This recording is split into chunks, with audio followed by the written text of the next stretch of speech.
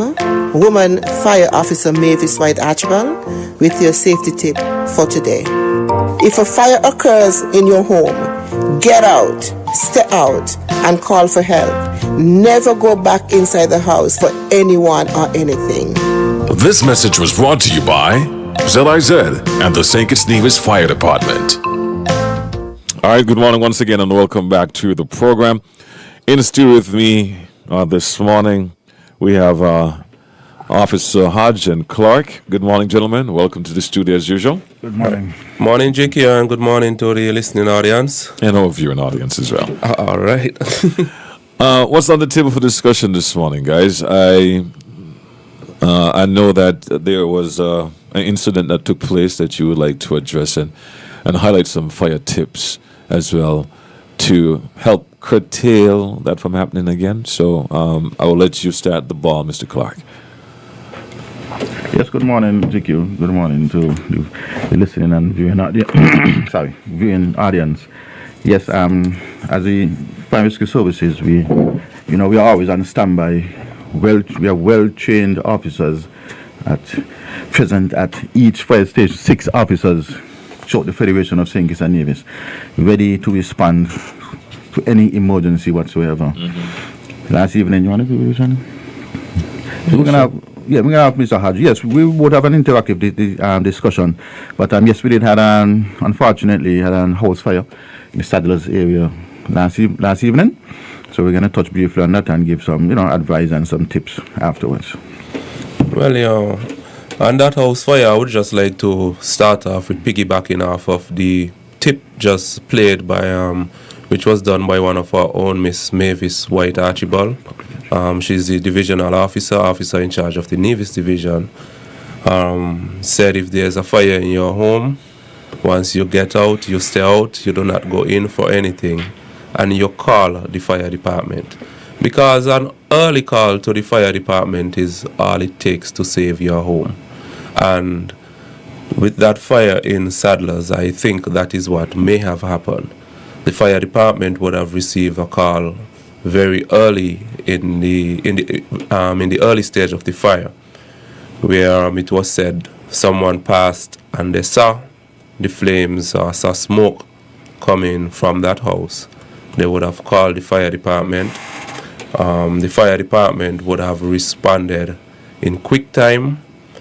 No one was in the building, so through training and skills, they were able to use what we call forced entry by making entry where the doors or windows were locked. So they used forced entry to gain access to the house and did a very good job by suppressing the fire that was there, leaving just one area where the fire was met damaged. It was contained to that area, and the rest of the home was saved. That's great news. That's great news. Kudos to the fire department. When we do good, we have to give ourselves the tap on our backs. It was the initial response, since it was in Saddlers. The initial responding crew was the Tabernacle crew, led by Miss Shanna White. And the Sandy Point crew was called in for assistance, and that crew was led by Mr. Simba Hanley at that time. So it was the crew itself was a fairly young crew on both sides, but they went out and they did what any officer would have done. They did a spectacular job there at that fire yesterday in Saddlers. So I would just like to encourage persons, though, to be aware of fire and what causes fire. I can't say what would have caused the fire. I think investigations are underway, but it was a fire in the kitchen. Kitchen fires could be caused by a number of things, such as a pot being left on, a curtain catching into the fire thing. But whatever it is, I'm just urging the general public to be aware of what could cause fire, of the fire hazards in the home, and try to eliminate them as best as possible. Mr. Clark, anything on that? Yes, very good, Mr. Hodge. As I just said earlier, that was a very, let's call it a very young coup. We had Miss Shana White from the Tabernacle District recently starting to assume the responsibility of a supervisor and being a shift leader. I want to thank her. Mr. Jarvis, he too as well from the Tabernacle area, very hard worker. Mr. Stapleton, maybe 3-4 years in the business. We have Simba Hanley, a veteran. Hobson, Calvert Hobson, a veteran, and a woman fire officer, Shavannah Roberts, all came together and did a splendid job. So when I arrived, they started to see smoke and fire protruding through doors and windows. It was mostly originated to the front, so they had to gain access from the rear and went in and used water and the expertise and skills, be set done, tools and equipment, forcible entry tools in their hands, and effectively and efficiently put the fire out. You know, and at this time, I would like to say congratulations and good job to the original supervisors for that shift and the station officer. I mean, I think I could say congratulations to Mr. Clark, who would have recently moved from the rural area because it's based on what he would have instilled in those officers. Let's take a call here. Good morning, you're live. Hey, you do? Yes, man. Yeah, they ready for question? Yeah, go ahead. Okay. Yeah, good morning, fire officers. Can you put on your headphones? Wait, hold on a second. I want to make sure everyone can hear you. Yes, go ahead, Culture. Yeah, good morning, fire officers. Good morning. Okay, I have a question and a suggestion. Now, when the fire truck goes back to the fire station and it is parked there, does it have water in it or it does park up empty? That's question number one, and then I'm going to come with a comment after that. You could answer that before coming with a comment? Sure, I could give an answer to that. Yeah, give me that, and then let me come with the comment and move let someone else get in on the phone. The fire trucks, the fire trucks are always filled while they're on standby because it makes no sense to have an empty truck waiting for a call. So the trucks are always filled at the stations and waiting to go out for whatever reason. After extinguishing a fire, some of us, if we are close enough to the base, we wait until we get back to the base and refill that truck. If you're a good distance out, you don't wait because you can actually get a call on the way.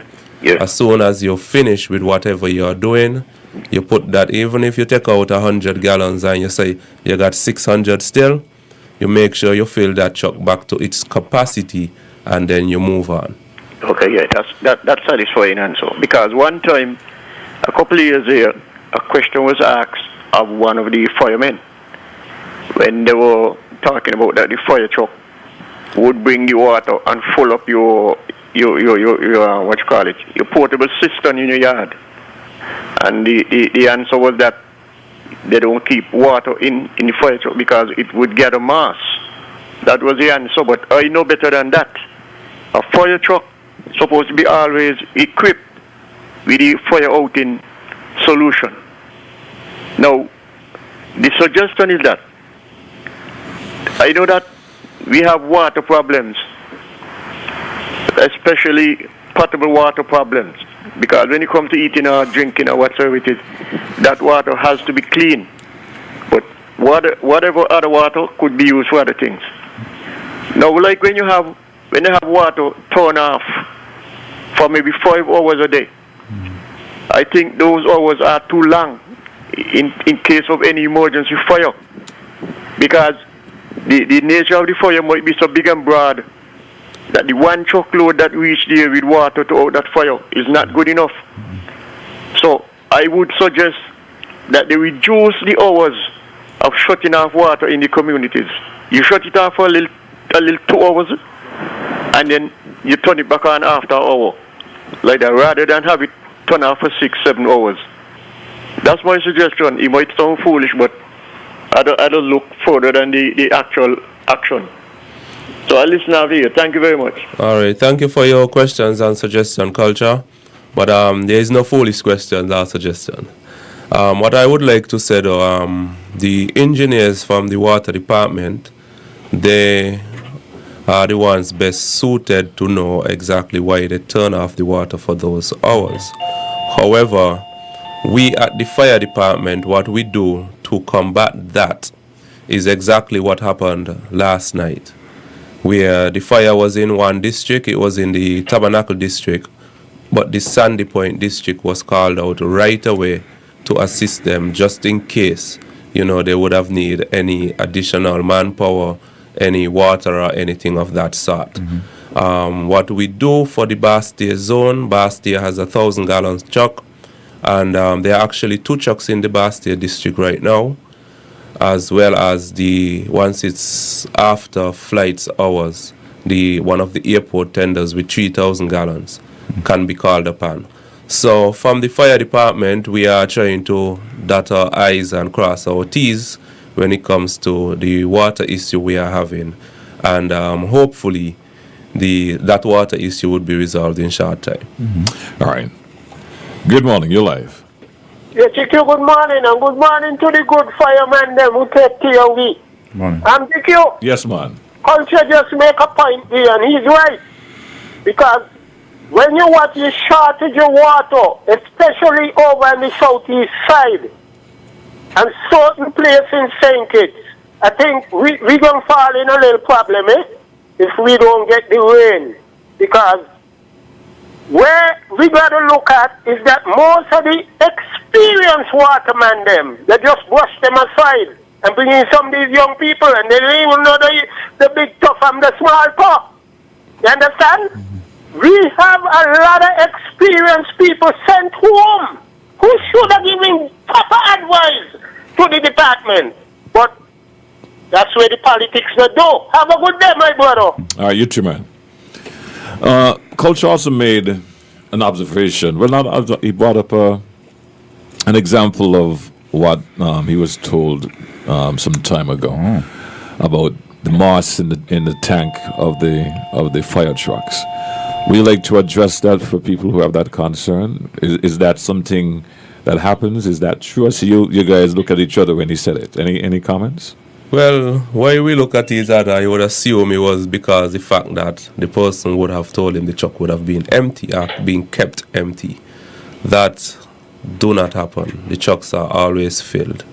In terms of mass in the tanks, I've never seen in one of those tanks.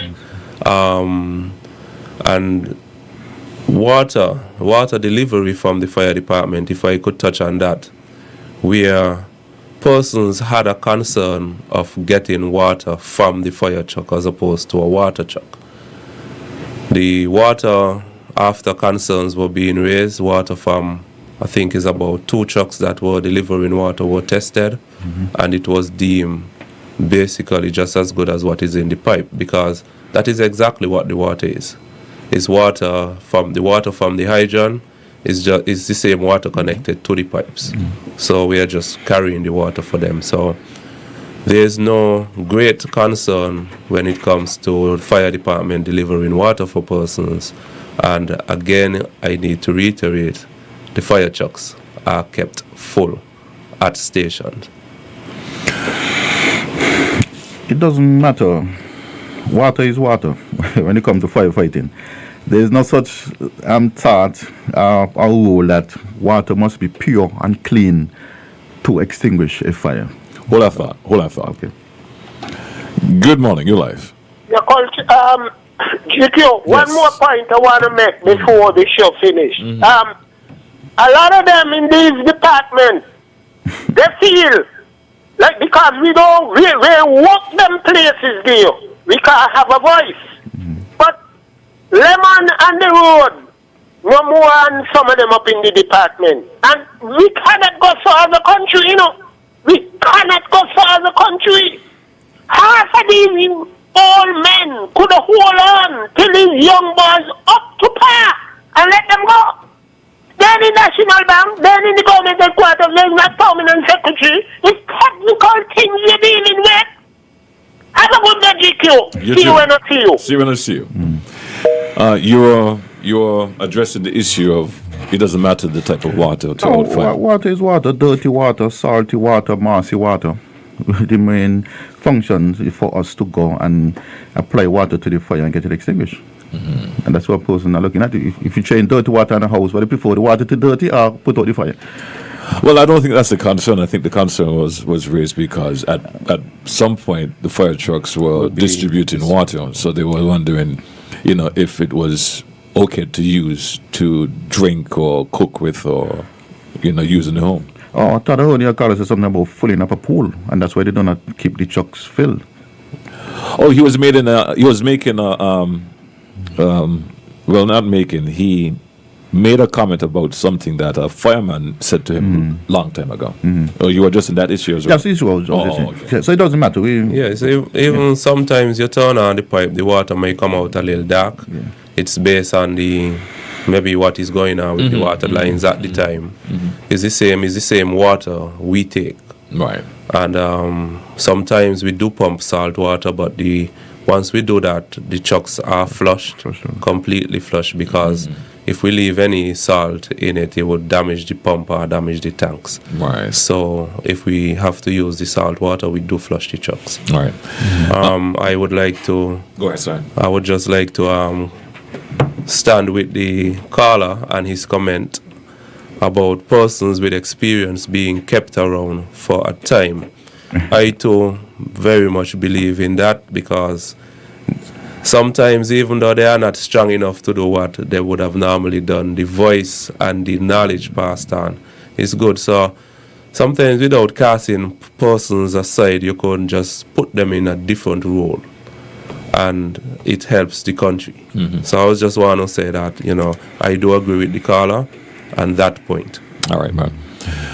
Mr. Clark, you were making a presentation or sharing some tips and advice because of what took place last night, and you are hoping that people would consider these tips going forward, so something like this won't happen again. Yes, we also wish to encourage volunteers. Persons around, they can ask for assistance, not just run in and pull hose and take things off the truck and have a mess. Why create a mess?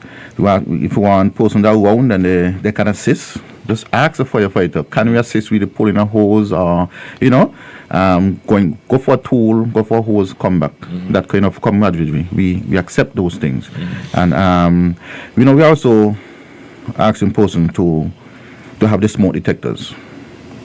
You see, once I've reached to a scene and the fire whole house maybe fully engulfed certain areas, there was no sort of alerting mechanism for person to hear from the outside, because based on what I understand, no one was at home.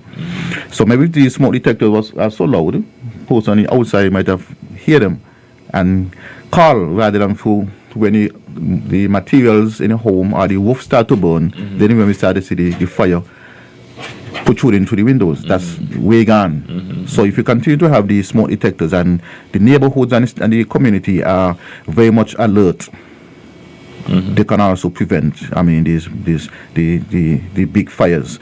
And now we can also remember fire extinguishers. We need them as well.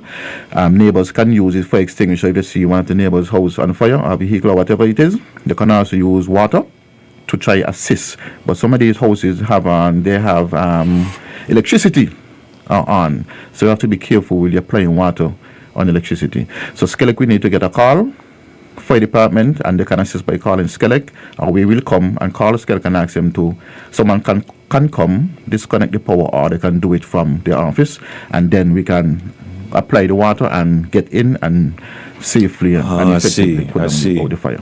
Hold on a second there. Good morning, you're live. Yeah, JQ. Yes, ma'am. Yeah, and before you mean them, question: do any of the government schools have fire extinguisher? That's question number one. If not, all schools and daycare centers supposed to be equipped with fire extinguisher. And a fire extinguisher can be a wet rag, a piece of board, whatever could bang down the flame. And little by little, you bang down, you will get a lot done. So those are my questions and comments. Thank you. All right, man, no problem. Yeah. Which one of you will answer culture, if you have that knowledge? when I was doing my fire prevention drive in the outstations, we go out and do a walkthrough, and we give them the schools and the businesses advice, especially if these pertinent devices are not at the school. So after which we would give them a report.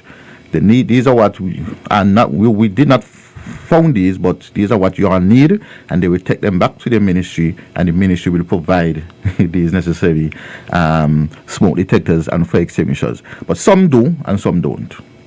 But we always advise them to get them, because remember, these schools are being occupied by students and teachers, and we don't want any catastrophe at these schools. So if they can get involved and try to extinguish the fire prior to we arriving, to prevent any total catastrophe, it is welcome.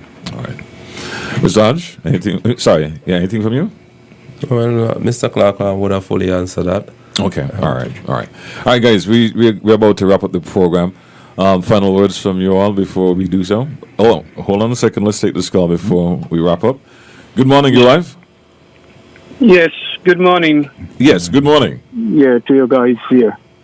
I'm listening to the program as usual. But also in a case in relation to having water at the area, right? Normally, just like the electricity department is being contacted, the water department is also being contacted, because there are cases where you have to turn off certain areas and then divert the water to the area where the fire is. That all depends on the nature and the size of the fire, right? So that also could be spoken about as well. Yes, Carl, that's a very good suggestion. And just to let you know, yes, it has been done in a number of cases. At times where we respond to fire, well, when I was working in the Bastia area, where we would have responded to residential fires and the water was off, you would call the water department, but we from the fire department would have our trucks filled. So we have that 1,000 gallon in Bastia. We would call an airport truck once it's after hours to get that 3,000 gallons. And back then the water was being turned off after 9, which was the time when the airport would have been closing most of the time. So that worked in sync. What I realize now, I mean, I live in the Bastia area, so sometimes after 6, after 7 days, no water. But the calling out of the water department personnel to put water back on if necessary, I could speak to it. That was done for a fire in the Wade Gardens area and one also in the Taylor's area. Those two I know. When we got there was no water, and after calling the water department, it do take time because I don't think they have an actual emergency response team like Skelec does. And it's whomever turns that water off, they have to contact them to put it back on. It took a time, yes, but we were able to get the water back on eventually and combat the fire in a better, with more water, which is what is needed to cool the flames and eventually put them out. Yeah, one other thing. What I think the department and government have to be looking at seriously is having tankers at these stations. In addition to what you have in the truck, they should have water tankers, water truck that go along with the trucks on the scene to supplement. In the event that that area you might not have a hydrant close by, and you're going to have to take time to go to a hydrant and fill up, when you could have the tank there and have it replenish the truck while it's in operation. Yes, Carl, that's a very, very good suggestion, and I am beginning to think that you and our Chief Williams are good friends because that suggestion was put forward, I think was earlier in this year, where we are trying to procure 2 water tankers of 2,000 gallons each. Why 2,000 gallons is because anything bigger than that it might be too bulky to move to certain areas, and 2,000 gallons is much more than what the trucks have. So we are assuming that having those tankers, we would be able to better combat fire. So it's just a truck with a pump on it and a number of hose, not anything elaborate like the big fire trucks. So the water tanker, just having that tank alone, would be smaller than the fire truck itself, but would have more water that would supply us. So, you know, as I said, that suggestion was put forward by Chief Williams earlier this year, sometime in the late last year, and we are hoping to get those tankers. It's a project which we are working on, and in addition to that, trying to get a new appliance for the Nevis division. Thank you, Mr. Hodge. Gentlemen, we are out of time. Who's going to take the wrap today? Well, yes, Rico, thank you, and thank the callers. As the Fire Rescue Services, we have our retired firefighters giving us advice on a daily basis. They are experienced, they are knowledgeable. We do take advice from them, and we want to thank them for continuing to calling in and visiting the various stations and then giving us advice. So whatever they have learned over the years, and we'll pass it on to our generation, we will then pass it on to the next generation, and we continue to be a more effective and efficient fire rescue services in St. Kitts and Nevis. So thank you very much once and all, and see you next week on Fire Talk. Brought to you by ZIZ and the Fire Department of St. Kitts and Nevis.